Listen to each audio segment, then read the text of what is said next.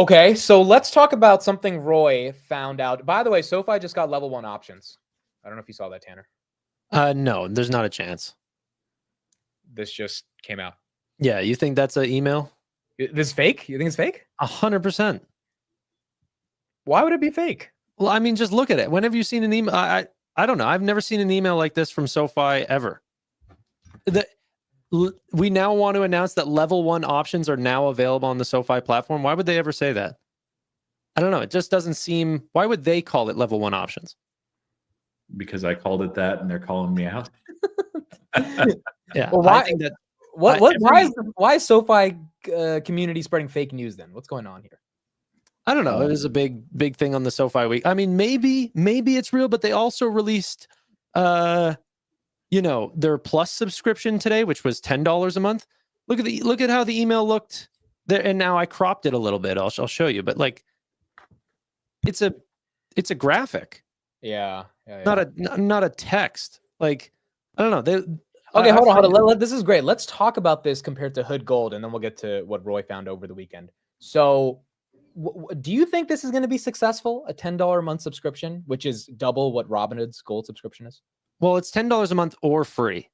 So this is targeting a really small audience of people that just simply don't have access to direct deposit. So potentially like you, Amit, or no, I guess YouTube might do that. But bringing from your business to your personal or something, would you rather pay $10 a month if you don't have direct deposit to a personal account?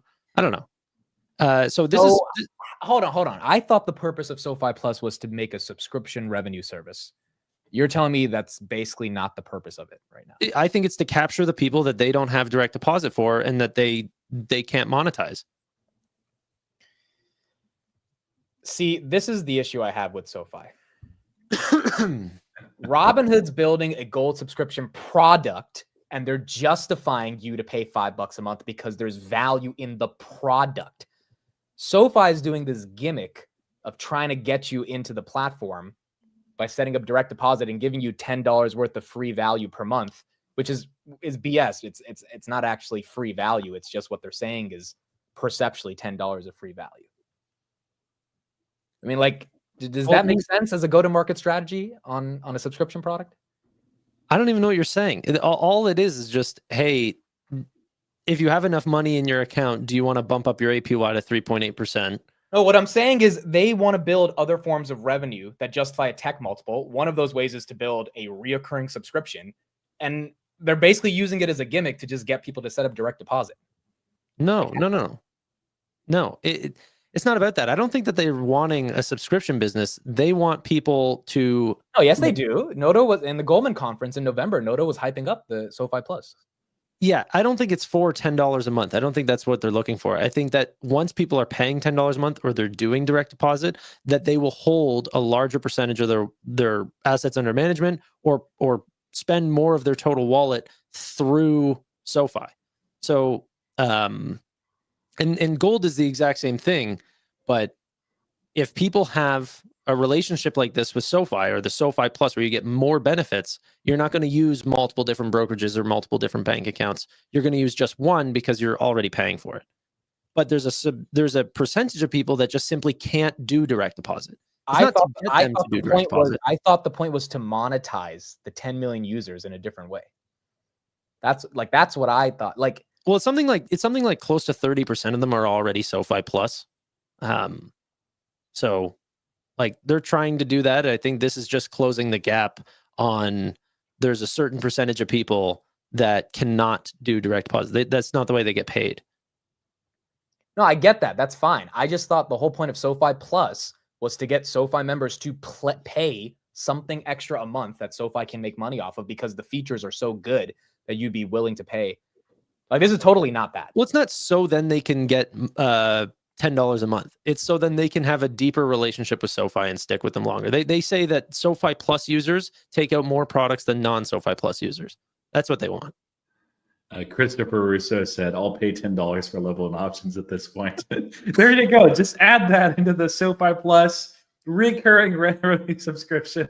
I agree with Tanner. I don't think that that's the main point of it any more than the $5 a month that its main purpose is to generate a subscription revenue stream for Robinhood. Its main purpose, that is a nice side purpose, but it's Bro, that's $100 million business. That's not a joke. That Robinhood. Oh yeah, it's not, but it's to build a sticky product for Robinhood, something that people don't want to give up. They continue to add more and more value to it. You're paying for it, so obviously you think it's worth. And I found as well that people tend to appreciate things and see the value in things if they have to pay a little bit versus if they get something for free. If you put something out on the curb, well, I've done this before, like trying to sell a piece of furniture that's nice or give it away for free, and people won't take it, and I'll put $10, and I have people like clambering over each other and saying, well, what if I pick it up today? I'll give you 20, but it's weird. It's human psychology. So I think that's part of it too with both of these products. So the 10's, double 5. That's a good point.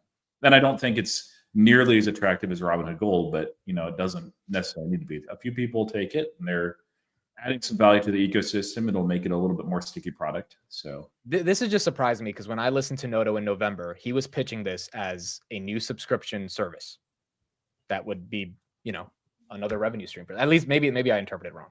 It will, this is not, it's not going to negatively affect their business. There are going to be people that pay $10 a month, but I think it's just to get them through the door. So then they end up taking out more products. But I think you just missed the mark on SoFi sometimes. It's not first of all, what did you think about the quarter? Did you listen to the call and everything? Yeah, I thought it was a good quarter. The only issue was they reported on the worst day of 2025, which that's not their fault. B, the EPS guidance was light for 2025, but they reaffirmed the 2026 guidance, which got the stock from 15 to 16 in like 2 seconds, right? So the street was happy about that.